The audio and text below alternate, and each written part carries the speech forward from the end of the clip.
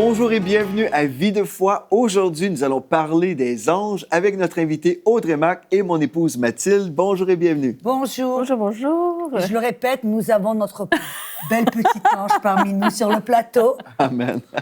Et toi, c'est du bonbon de t'avoir toujours avec nous. Hein. C'est merveilleux. J'aime bien être avec vous. Ah oui, on a du Alléluia. bon temps. Alléluia. Oui, et On puis s'aime. aujourd'hui, on va vraiment parler des choses très importantes. Parce qu'Audrey, on a parlé des anges tout au long de cette semaine. On a compris que Dieu avait créé ces anges-là, des esprits au service des saints, au service de Dieu, en faveur des saints. Donc, c'est vraiment merveilleux. On a découvert qu'on pouvait déclarer la parole de Dieu et que les anges entendaient la voix de Dieu, qui est en fait notre voix. On pouvait déposer la parole de Dieu en nous. Les anges pouvaient entendre et puis être relâchés par la parole de Dieu. Pas notre opinion, pas notre... Mais c'est la parole de Dieu dans notre bouche. Exactement. Donc, vraiment, on a découvert qu'il y a vraiment une possibilité pour nous de déclarer et de faire des ravages dans le royaume des ténèbres, de voir des percées.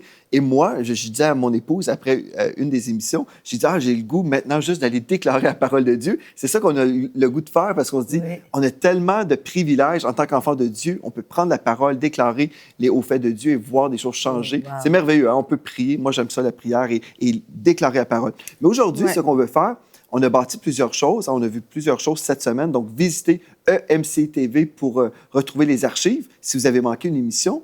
Et même si vous avez tout vu, c'est bon de réécouter, hein? Il faut déposer la parole. Mais ce qu'on veut faire aujourd'hui, c'est avoir les mises en garde. Et l'Esprit de Dieu t'a inspiré des choses pour protéger les enfants de Dieu. Parce que nous savons que tout ce que Dieu fait de bon, le diable imite. Contrefaçon. C'est ça.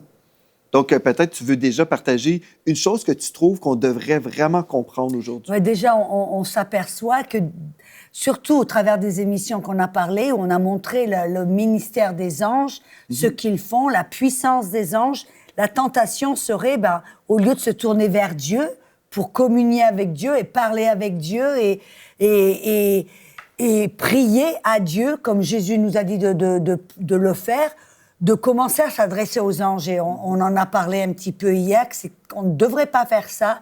On ne devrait pas parler à l'ange ou initier une conversation, rechercher les anges et puis commencer à louer, adorer les anges et à ordonner les anges.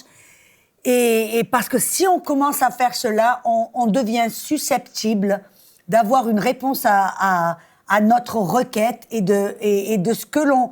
La chose que l'on va trouver va peut-être pas être toujours très bonne. Parce qu'en fait, Dieu va honorer sa parole et si on sort en dehors de sa parole... Et de sa volonté. C'est ça, c'est là où on peut ouvrir une porte au diable. Oui, la parole dit dans 2 Corinthiens 11, verset 14, dit « Satan lui-même se déguise en ange de lumière. » Parce que son but au diable, Dieu a une volonté pour nous. Il a un appel, une volonté, un destin pour chacun d'entre nous. Que vous connaissiez Dieu ou que vous ne le connaissiez pas, depuis le sein de votre mère, Dieu vous a vu, vous a choisi et a un destin pour chacun d'entre vous. Amen. Et le but, on a vu même un des buts des anges, c'est pour nous aider à accomplir ce destin, à découvrir ce destin et tout d'abord à rencontrer Dieu. Oui, ils vont orchestrer des événements pour qu'on puisse rencontrer Dieu, justement. Mais le but du diable, c'est de nous dérailler, de nous faire sortir de ce plan, de ce destin. Et s'il peut se dégager, se déguiser, il peut même se déguiser en ange de lumière, quelque chose, qu'est-ce que ça veut dire? Quelque chose qui paraît glorieux, qui paraît lumineux, qui paraît être de la part de Dieu. C'est ça que la Bible nous dit. Dans les temps derniers, faites attention, prenez garde. Il y a de nombreux qui seront séduits, trompés. Ça veut dire qu'on doit faire attention. Comme on dit, on a un dicton en français, tout ce qui est de l'or, tout ce qui brille n'est pas automatiquement de l'or. Et tu vois, je pense, pour vraiment rassurer nos amis à la maison, si nous voulons être dans un sentiment de sécurité, nous voulons être en sécurité, nous devons demeurer dans les paramètres de la parole de Dieu. Tout ce qu'on a vu jusqu'à présent, cette semaine, nous avons vu, bien, tout ce qui est biblique, nous disons oui et amen. Donc, si nous demeurons bibliques, nous sommes protégés. On n'a pas à craindre d'être séduits. Et là où moi, je discerne vraiment un problème dans le corps de Christ, c'est quand les enfants de Dieu ont peur du surnaturel, ont peur des démons, ont peur des anges. Ils recherchent. C'est là les deux.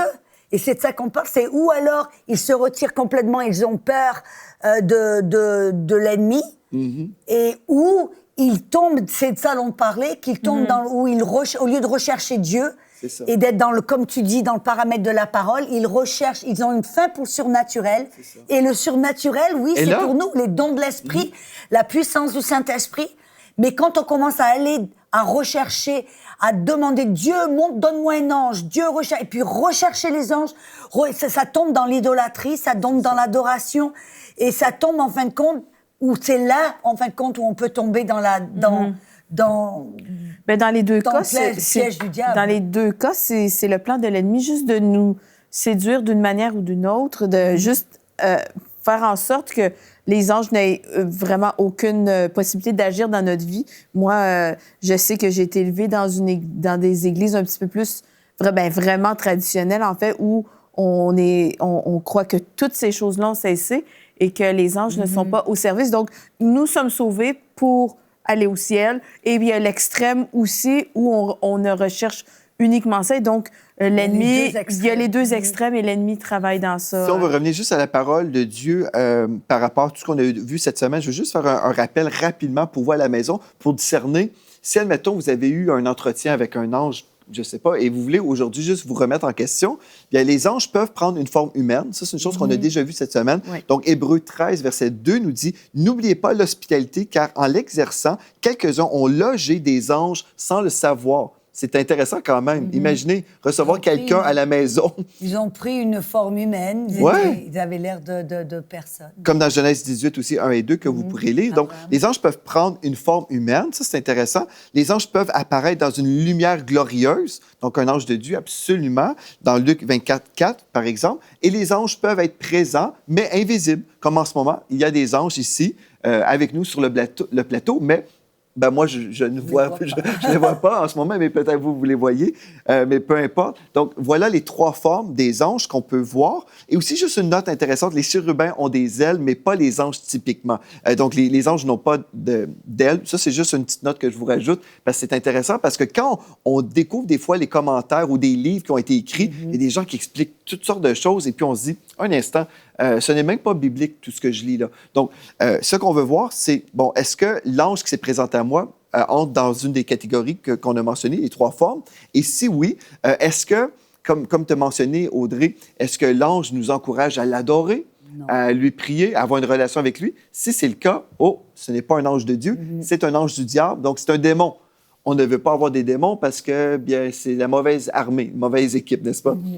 Ou si un ange vous apparaît, et Paul, il en parle très clairement, si un ange vous apparaît en disant « je viens pour vous amener une révélation et puis que cette révélation, elle n'est pas dans la Bible. C'est ça. Elle dit « Non, mais c'est du nouveau. » Je me rappelle même l'exemple d'une personne qui avait eu, en fin de compte, une nouvelle révélation. Elle avait vu un ange et l'ange lui avait donné une révélation et puis elle voulait partager cette révélation.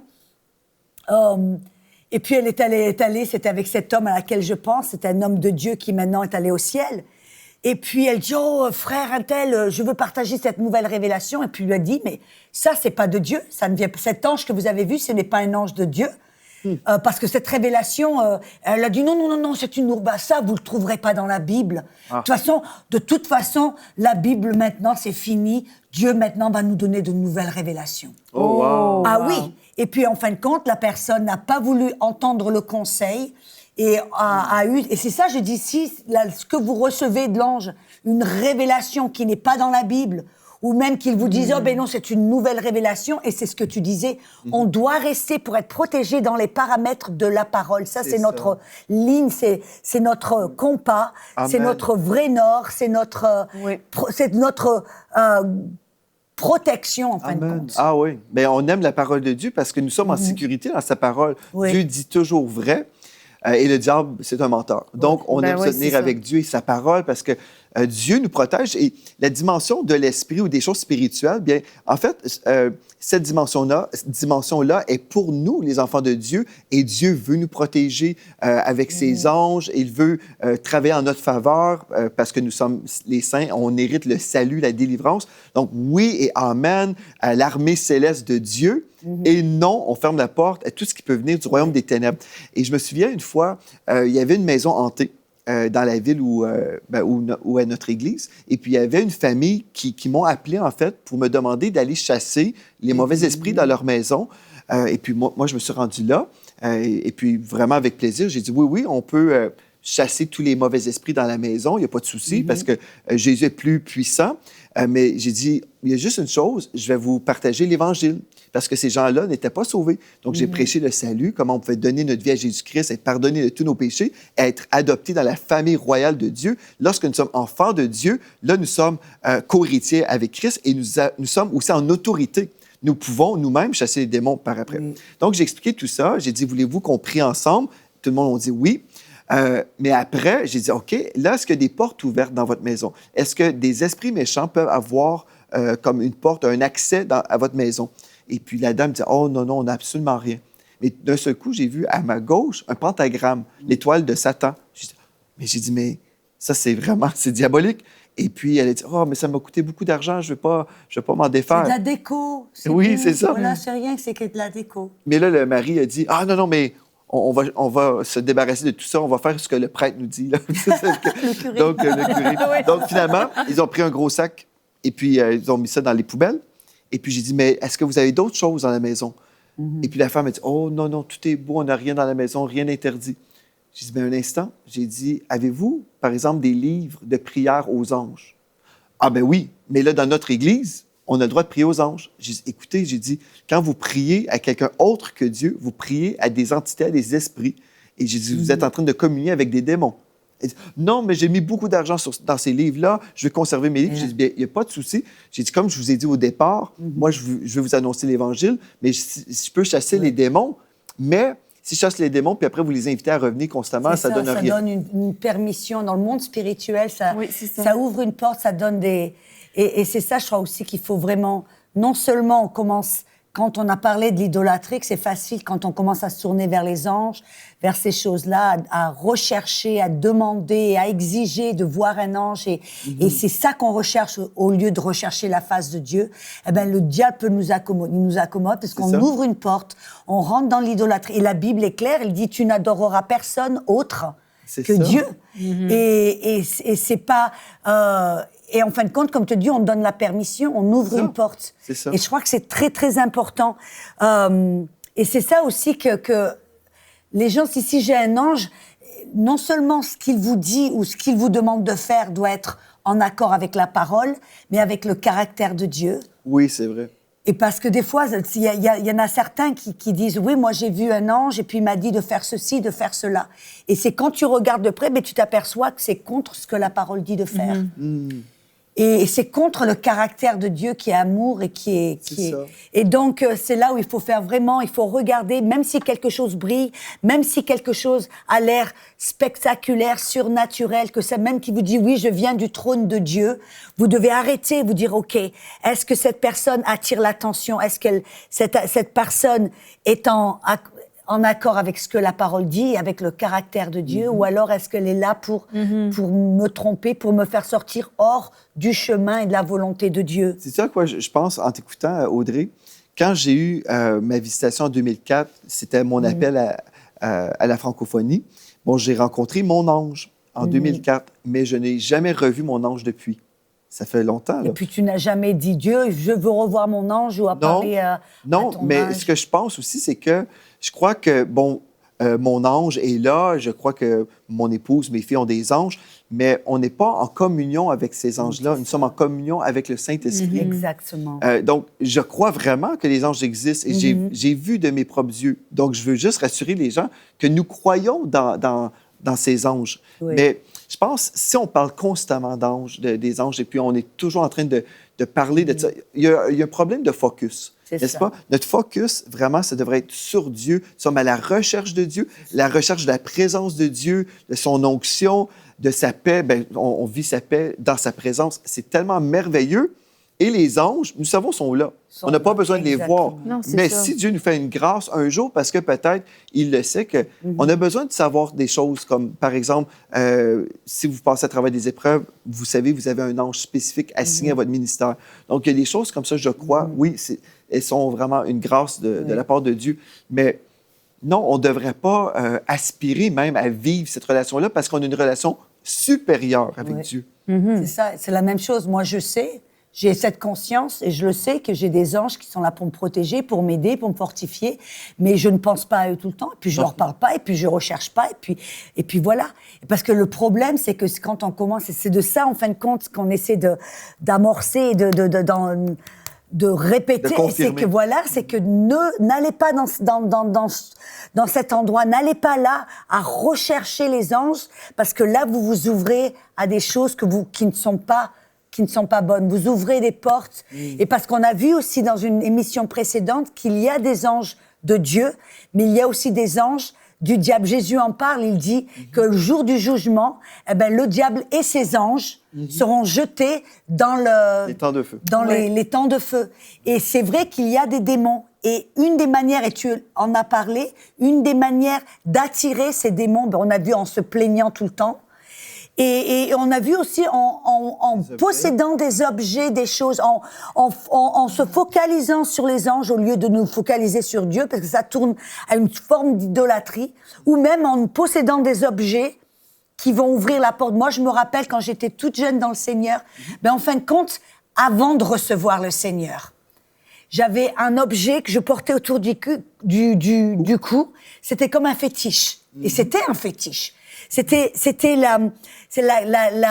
comment on appelle ça, la déesse de la fertilité. C'était un beau bijou en or, puis je le portais. Puis j'avais l'impression que si j'avais pas ce bijou, quelque chose de mal allait m'arriver. C'est comme ça que des fois l'ennemi, il vient, il vous amène dans la superstition, il vous amène et puis j'avais ce bijou, puis je me rappelle, je m'en séparais jamais.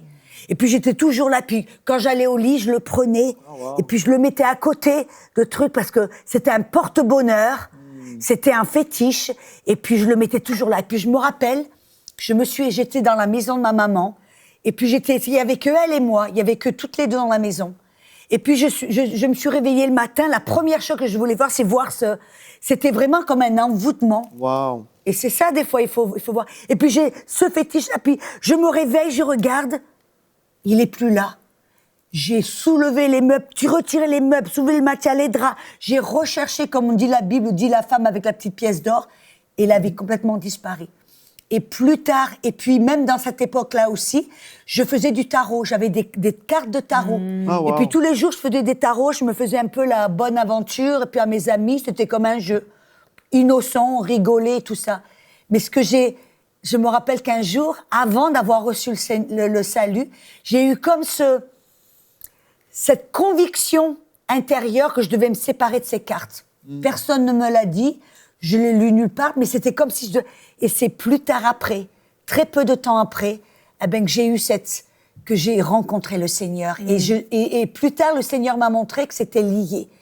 Que parce que j'avais ce fétiche et que j'étais dans le spiritisme, dans ces choses-là, que j'étais égarée dans ces choses qui, en fin de compte, qui appartient au royaume des ténèbres, l'ennemi avait une emprise sur moi. Et en coupant ça, en me débarrassant de ce fétiche, je l'ai fait à contre-gré, mais le Seigneur, dans sa bonté, vraiment, je crois, me l'a confisqué, me l'a pris, parce qu'on l'a plus jamais retrouvé. Mais il y a quelque chose d'important, là. Ouais. Tu vois, Audrey, il y a vraiment deux royaumes. Il y a deux royaumes qui existent, le royaume des ténèbres et le royaume de la lumière. On ne peut pas être dans le royaume gris. Non. Il n'y a pas de royaume entre les deux, là. Et je veux vraiment vous encourager aujourd'hui. On va prendre du temps de ministère. On veut vraiment prier pour vous à la maison. Oui. Parce que je réalise que plusieurs personnes, vous êtes là, vous vous entendez, et puis vous commencez à réaliser que peut-être vous êtes entre les deux royaumes, là. Mais en fait, ce royaume est dans les ténèbres. Parce que le royaume de la lumière ne se mélange pas avec le royaume des ténèbres. Donc, si vous êtes là, vous allez à l'église, mais vous consultez l'horoscope ou je ne sais pas trop, j'aimerais ça lire un passage des Écritures. Puis après, j'aimerais ça vraiment vous inviter à vous remettre en question et dire, est-ce que je vais laisser la parole de Dieu être mon autorité? Est-ce que je vais me soumettre à la parole de Dieu ou est-ce que je vais imposer ma volonté sur Dieu puis dire, c'est écrit, mais finalement, je vais faire ce que je veux? Comme cette famille que j'ai visitée, Ils n'ont pas voulu se débarrasser de leurs objets. Ils ont dit, non, on va garder ça parce qu'on a mis beaucoup d'argent dedans. Mais ils ont gardé leurs démons aussi, ce qui est malheureux parce qu'on peut être libre.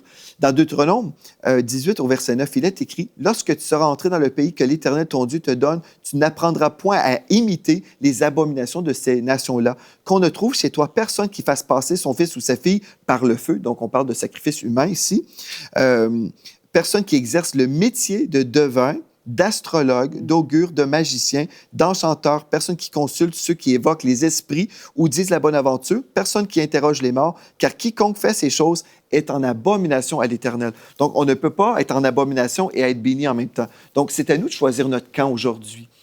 Si aujourd'hui, vous réalisez, OK, moi, j'ai été intéressé par les choses de l'esprit, les choses spirituelles, comme Audrey vient de partager, peut-être, peu importe la forme, vous êtes là, vous êtes j'ai été intéressé par ces choses-là, mais je réalise aujourd'hui que le royaume de la lumière est là et je dois quitter le royaume des ténèbres.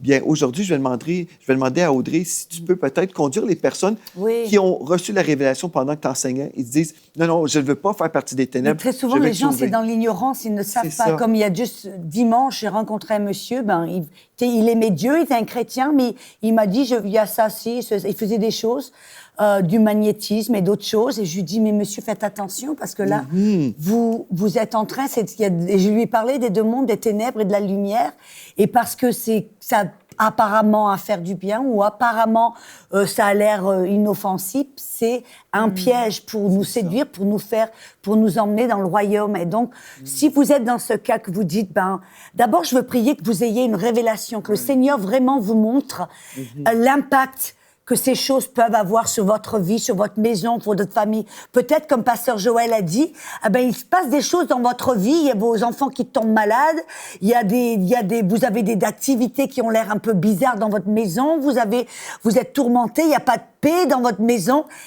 et c'est possible qu'il y ait dans votre maison des choses qui ouvrent la porte. Oui, j'aimerais juste dire aussi, j'aimerais vous inviter maintenant à ouvrir votre cœur. Je crois vraiment que l'Esprit de Dieu veut faire quelque chose pendant les minutes qui restent de cette émission. L'Esprit de Dieu est capable de changer toute votre vie. Vraiment, je crois que plusieurs personnes, vous êtes à la maison, vous écoutez cette émission de télévision sur votre canapé et vous êtes sur le point de vivre un miracle, mais Dieu vous dit, ouvrez votre cœur maintenant et recevez ce que Audrey va vous partager. Amen. Je vais simplement prier, je voudrais prier avec vous, mais comme Pasteur Joël a dit, de vous remettre en question et d'avoir assez d'honnêteté avec vous-même et avec Dieu en disant, parce que c'est la vie et la mort, c'est les ténèbres et la lumière et on ne peut pas être au milieu, assis entre les deux.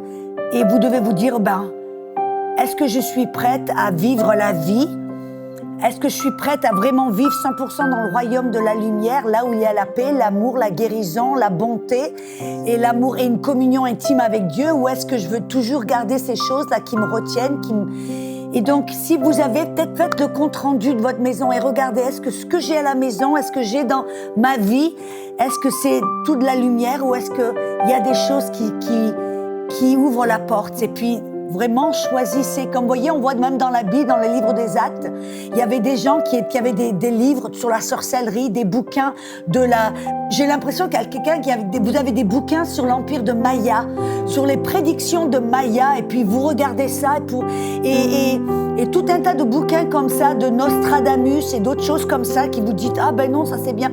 Ce sont des choses qui vous ouvrent la porte dans le royaume des ténèbres. Et dites, je suis prête à m'en débarrasser. Je suis prête. Vous voyez, comme dans la Bible, avec ces bouquins, ces choses qu'ils avaient, ils les mettaient aux pieds des apôtres et puis ils les brûlaient devant. Ils faisaient comme un feu de joie là pour se débarrasser de toutes ces choses, parce qu'ils savaient que c'était pas simplement les mettre dans la poubelle ou même les donner à quelqu'un d'autre, parce qu'on ne voudrait pas donner une malédiction à quelqu'un d'autre ou dire moi je vais les mettre à la bibliothèque. Non, vous vous en débarrassez complètement. Amen. Si vous avez une possibilité de tout brûler, brûlez-les. Amen. Parce que attachés à ces choses, voyez comme moi, ces cartes de tarot ou ce bijou qui était comme un fétiche, c'était un piège pour me tenir enfermée dans le royaume de ténèbres. Et c'est quand je m'en suis débarrassée que la porte s'est ouverte pour moi pour rencontrer le Dieu de lumière, pour rencontrer Dieu. Et je veux prier pour vous maintenant. Seigneur, je prie maintenant et je prie au nom de Jésus pour chaque personne ici qui sont attachés à ces choses.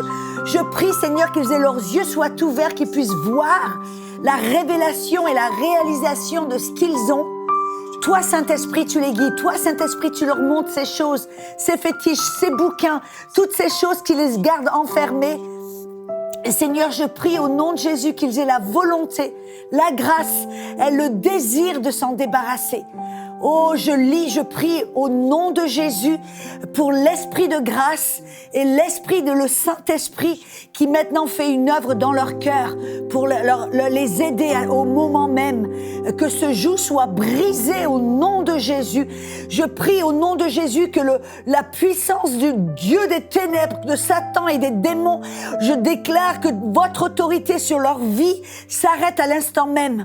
On brise ce joug d'esclavage sur leur vie. On brise ce joug de séduction et de tromperie et de ténèbres sur leur vie. Et je prie que ces personnes, Seigneur, qui n'ont pas fait ce pas de foi vers le Seigneur, vers Jésus, vers la vie éternelle, maintenant, si vous désirez être complètement enlevé du royaume des ténèbres et être transféré dans le royaume de lumière qui est le royaume de Jésus-Christ, votre Sauveur et Seigneur. Répétez cette prière après moi. Seigneur, je crois que tu es le Fils de Dieu. Je crois que tu es le Fils de Dieu. Que tu es mort pour tous mes péchés. Que tu es mort pour tous mes péchés. Tu as donné ta vie. Tu as donné ta vie. Pour me donner la vie éternelle. Me donner la vie éternelle. Aujourd'hui. Devant les hommes. Devant cet écran de télé. Je déclare. Que Jésus. Tu es le Fils de Dieu. Et je te confesse. Sauveur. Seigneur de ma vie. Et je reçois. La vie éternelle. Et je déclare. Qu'à partir d'aujourd'hui. Je vais chercher. À te connaître, toi, Dieu. Le vrai Dieu. Personne d'autre. Et rien d'autre. Je t'aime, Dieu. Et apprends-moi comment te connaître. Au nom de Jésus. Amen. Amen. Gloire à Dieu. Amen. Si vous avez fait cette prière avec nous aujourd'hui, j'aimerais vous encourager à nous écrire à videfoi@enseigne-moi.com, videfoi@enseigne-moi.com et dites-nous, j'ai prié avec la sœur Audrey Mac aujourd'hui, j'ai donné ma vie à Jésus-Christ et on va vous envoyer de la littérature, en fait par courriel, vous aider vraiment à voir les premiers pas de la vie chrétienne. C'est tellement important pour vous. Vous êtes devenu un enfant de Dieu, vous êtes un nouveau-né dans la famille de Dieu et là, vous avez besoin des soins. Donc, on vous invite à nous écrire dès aujourd'hui. Et vraiment, j'aimerais dire, comme on priait, j'ai vu juste une dame vêtue d'un pull rouge avec les cheveux blonds et vous étiez comme dans une position d'hésitation. C'est comme si vous étiez dans un combat entre le discours que vous avez entendu aujourd'hui, le message que vous avez entendu et votre réalité.